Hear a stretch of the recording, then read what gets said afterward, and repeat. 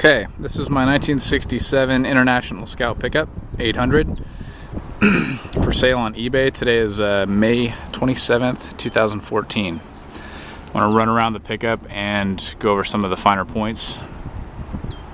It's got brand new taillights, brand new paint job, new lettering on the tailgate.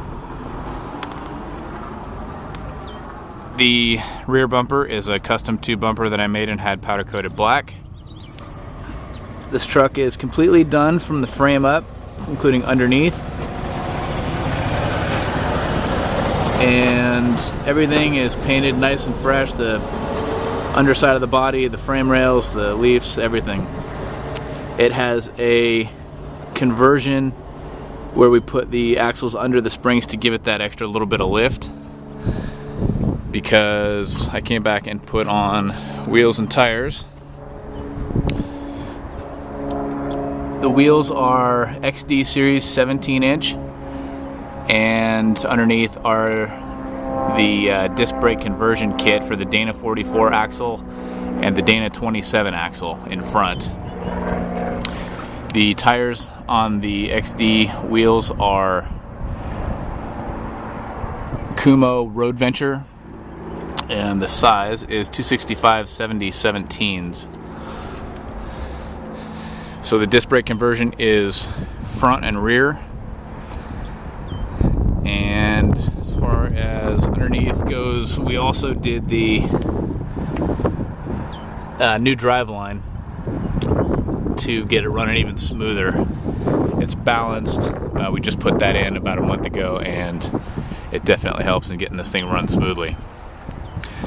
So locking gas caps, powder coated door handles, powder coated lock, powder coated emblems, Scout all-wheel drive, and let's see, coming up top here, just finished the interior. It's got the somewhat hard to find rear seat. We just redid that, powder coated the frames to it, have rhino lined the inside of the bed as well as the inside of the cab. Front seat to match the back seat. New windshield, painted all the window frames out, and tinted the windows as well. Get that up for you in a minute here, but got all the side windows tinted, the wing windows are tinted, and the front windshield has its own low level of tint inside that also. So take a look on the inside of the truck here. It's got the original steering column with powder coated steering wheel to match. Unfortunately, it has the Chevy emblem in it, but you can throw a sticker over that if you'd like. Like I was saying, the entire inside is rhino lined. Go over the dash cluster here. Obviously, the ignition, headlights. These run the lights on the front bumper. Left and right gas tank switch, wiper switch, and manual choke. Gauges are in good working order. Installed a iPod holder here. It's movable. Original stereo is wired. It does start up, but it's not hooked to any speakers. Then we have ashtray and fan switch. As far as the stereo goes, underneath I put a Kenwood CD player in a marine enclosure so that water won't hurt it. It's got the USB port, so it's controlled by your iPod up at the dash. Everything works off of your iPod for your music. I've put two 6-inch Blaupunkt speakers in that are also marine grade speakers and at least water resistant, I would think. Really, that was the only place I could put them, because having this thing rhino lined, I initially wanted to put them on the kick panels, but you'd be drilling big holes right into the inner fender wells. So let's take you around to the passenger side real quick. I'll show you the rest of the stereo system that we got here. So under the passenger side seat is a 10-inch Infinity BassLink. It's a combination 10-inch speaker with amplifier and enclosure all in one, so it works really good. That's up off of the floor, so if it does get wet in here also, it won't be a problem. This little knob here in the center of the seat, that's not where that's going to go. I just kind of have it here right now, and that adjusts your bass level. So whether you're listening to Tupac or Tim McGraw, you can get that stereo system sounding right. Take you around this side again. The emblems, powder coated, 17-inch wheels. Coming around to the front here. So on the front, powder coated emblem on the hood, powder coated headlight rings, powder coated honeycomb grille. It's a homemade tube bumper that's been powder coated with 4 4-inch lights on it, powder coated turn signal bezels. When you come up underneath here, the suspension is all basically stock except for the lift that we did and the Skyjacker steering stabilizer that I put in to keep it from wanting to wander around when you're headed down the highway. Other than that, most all of the suspension is still stock. So I'll hit the headlights and bumper lights so that you can see that they're working. Headlights are in working order. You can see all 4 of the bumper lights are working as well.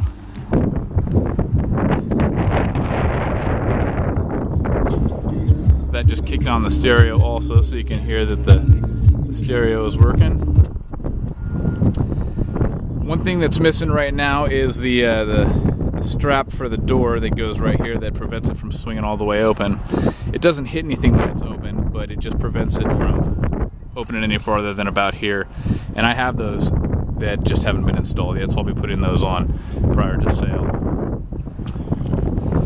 I'll take you around and open up the hood for you here.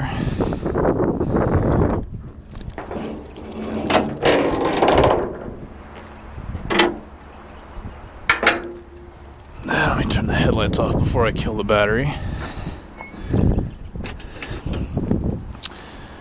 Okay, so the motor is the original 196 4-cylinder that's been cleaned up. And it's got a new alternator, new starter, new battery, new plug wires, new plugs. As far as upgrades go to this motor, the motor itself is totally stock. The only thing that I did to it was we upgraded to an electronic DUI ignition put out by Performance Distributors, and took the 1-barrel carb off and switched it to a Weber 3236. And this combination on this motor makes it run perfectly. This is an everyday driver. I drive this truck almost every day to work. We upgraded the single master cylinder to a dual master cylinder based on the fact that we put the disc brake conversion on. Anybody that had one of these old Scouts knows that original single cylinder is not the best for stopping. So I'm going to go ahead and start this thing up for you so you can hear it run.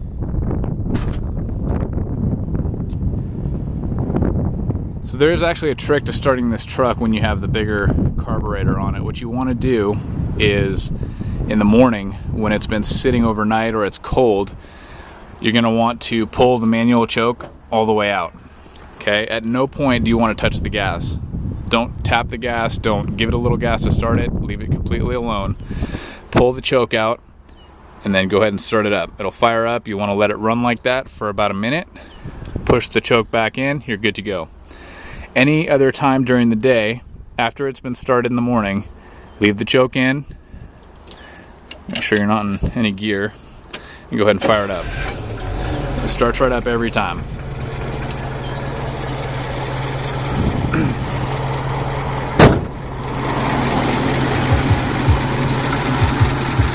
So here she is running. I'll go ahead and grab the throttle here and give it a little bit of gas.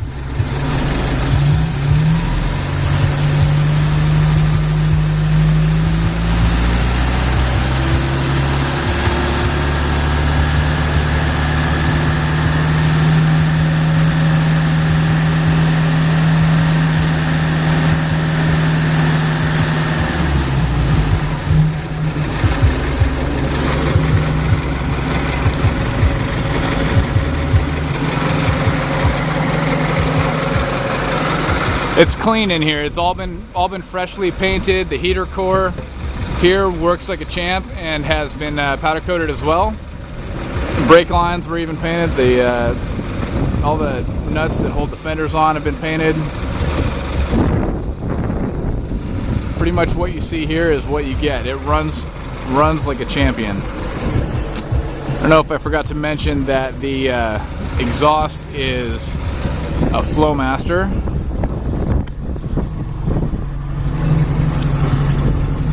You can kind of see it right there. But here's just another look of up underneath the pickup. You can see how it's been done.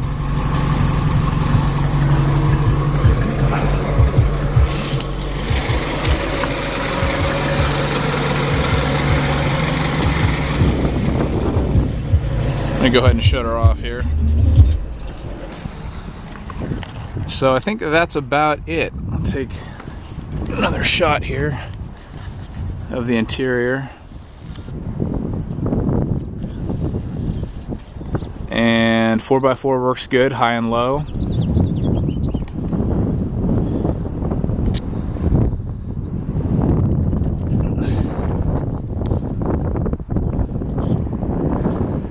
I don't have the top on it today, obviously, because it's a nice day. It's the first day that I've had the top off this summer. But if you review the eBay ad, should be quite a few pictures of the pickup with the top on it. So you can see how it looks. The top is actually painted satin black. Painted satin black to match all the powder coating work. So it's a clean pickup. I hope you bid on it, and for whoever gets it, I hope you enjoy it, because I sure have. And that concludes our video.